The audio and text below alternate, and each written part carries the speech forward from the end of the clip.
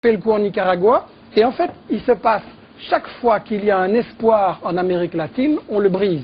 Je rappelle que les États-Unis ont fait des agressions militaires et des coups d'État dans pratiquement tous les pays d'Amérique latine. On ne pourrait pas être simpliste devant le fait qu'il y a en Amérique latine une richesse énorme et une misère énorme, et que la cause, c'est les multinationales des États-Unis, mais aussi d'Espagne et de France, hein, il ne faudrait pas les blanchir, qui ont piqué les matières premières, qui volent la main-d'œuvre. Ne m'interrompez pas tout le temps, ça ne fait rien avancer. Mais oui, mais... J'aurais déjà conclu si vous n'interrompiez pas tout le temps, ça va? Simplement, je voulais dire, ça pourrait changer si chaque fois les États-Unis, qui ont entre parenthèses 25 bases militaires en Amérique latine, et comme par hasard, là où il y a des richesses, on a une énorme nappe aquifère, l'eau, ça c'est, après les guerres du pétrole, il y aura les guerres de l'eau, on a une énorme nappe aquifère là entre l'Argentine, le Paraguay, etc. Et qu'est-ce qu'on vient nous raconter? Qu'il y a une menace de Al-Qaïda dans la région et que donc il faut une base militaire des États-Unis. Mais Bush, il était quand même très courageux, il achète aussi 40 000 hectares dans cette région horriblement dangereuse.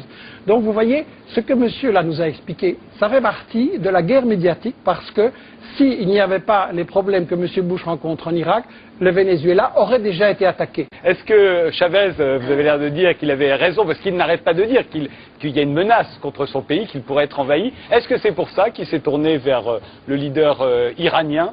Est-ce que c'est pour ça, je vous pose la question, pourquoi est-ce qu'il est allé effectivement du côté de l'Iran aujourd'hui, à votre avis, René Frégosi?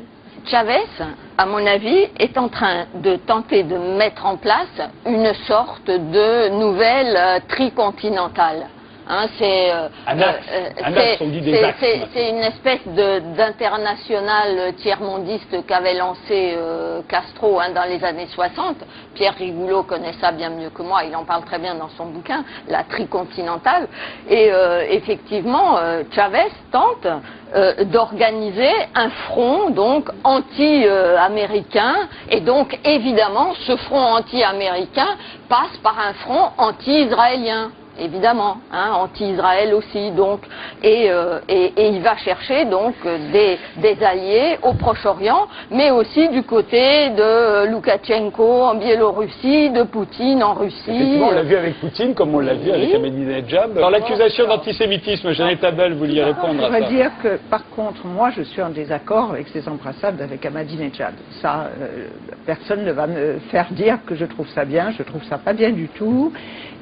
Bien que je comprenne, mais ça c'est les aspects tactiques, qu'il aille à l'OPEP et que dans le cadre de l'OPEP, il a besoin d'avoir des alliances, de passer des alliances avec l'Iran pour le prix du pétrole, etc. Mais ça c'est une chose, c'en est une autre, que de faire les louanges de quelqu'un qui est effectivement un antisémite notoire, qui a tenu, oui, enfin, il l'a fait, qui a tenu un colloque pour de négation de l'Holocauste en Iran, qui traite les femmes comme l'on sait, ça c'est inacceptable, et je crois d'ailleurs qu'il y a des gens qui se sont chargés de le lui faire savoir. Donc une chose est la réelle politique que nos propres dirigeants pratiquent beaucoup, parce que notre président de la République revient de Chine quand même, où je ne crois pas que la démocratie règne, mais autre chose est d'avoir un discours qui est totalement superflu et qui est pour moi totalement inadmissible. Alors cela dit, j'ai été voir la communauté juive à Caracas, à laquelle je suis lié pour des raisons familiales, et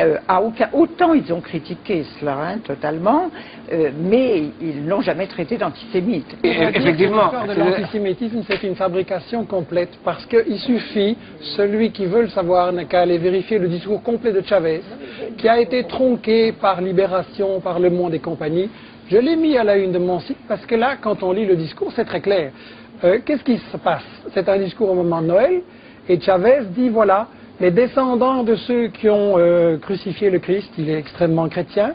Dans son idée, c'est pas les Juifs qui ont crucifié le Christ, c'est les Romains, c'est l'Empire romain comme symbole de l'impérialisme, de la richesse, etc. Oui, il ajoute encore d'autres exemples. Il dit ceux qui ont crucifié Bolivar, le grand dirigeant latino-américain de 1830, ça c'est pas les Juifs quand même. Et donc il explique très bien qu'en fait il en a à une minorité qui s'accapare les richesses du monde, ou nas minorias en plus, c'est juste. Et donc ça ne peut pas être que les Juifs, il veut dire les minorités qui dans le monde s'approprient les richesses. Et il dit voilà le problème, Les riches pourquoi il y a des riches et des pauvres. les riches Et donc, juifs, Café les riches- Libération et puis Le Monde, on a coupé le discours et on a dit voilà, Chavez antisémite. Voilà. Ça, La c'est un communauté crime. juive à Ça, c'est un Caracas crime contre dit le l'humanité. contraire. Et ce qui est très important, c'est que bon, on pourrait se tromper, ça pourrait être isolé, mais quand on voit que chaque année, ou même tous les 6 mois maintenant, ça s'intensifie, il y a un média mensonge contre Chavez. D'abord en 2002, Le Monde et Libé disent qu'il a fait tirer sur la foule, c'est faux. Ensuite, ils disent qu'il a démissionné, c'est faux. En 2003, on nous présente le sabotage de l'industrie pétrolière comme une grève de la base, c'est faux. C'est juste les dirigeants corrompus et l'élite qui l'a organisé. En 2004, on dit que peut-être il n'a pas gagné le référendum, c'est absolument faux. Après, on nous dit qu'il est antisémite. Après, on nous dit qu'il veut faire un parti unique. Après, on nous dit qu'il est président. Chacune Là, de on ces nous choses, dit, là, on nous dit par on exemple veut- que sa famille entière s'est énormément enrichie. Oui, Paris Match, j'ai vu. C'est titré le clan Chavez, etc. J'attends toujours le clan Lagardère ou le clan Sarkozy. Là, il y aurait vraiment des choses à dire. Le clan Sarkozy, Dans on l'a l'article, déjà il n'y a eu, je crois, absolument dans rien. le match.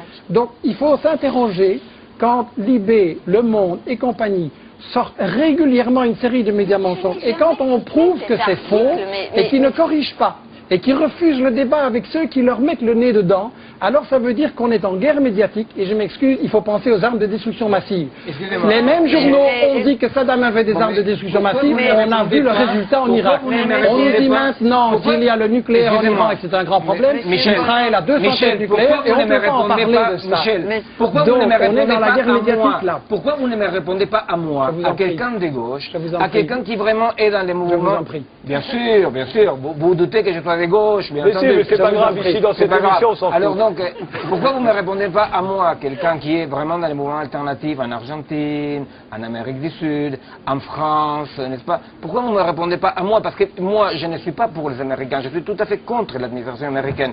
Et pourtant, je dis, eh bien, on n'a pas besoin de ces leaders qui nous dirigent, qui nous disciplinent pour avancer vers l'émancipation. Alors, c'est vrai qu'il y a des luttes depuis longtemps en Amérique latine avec des hauts et des bas.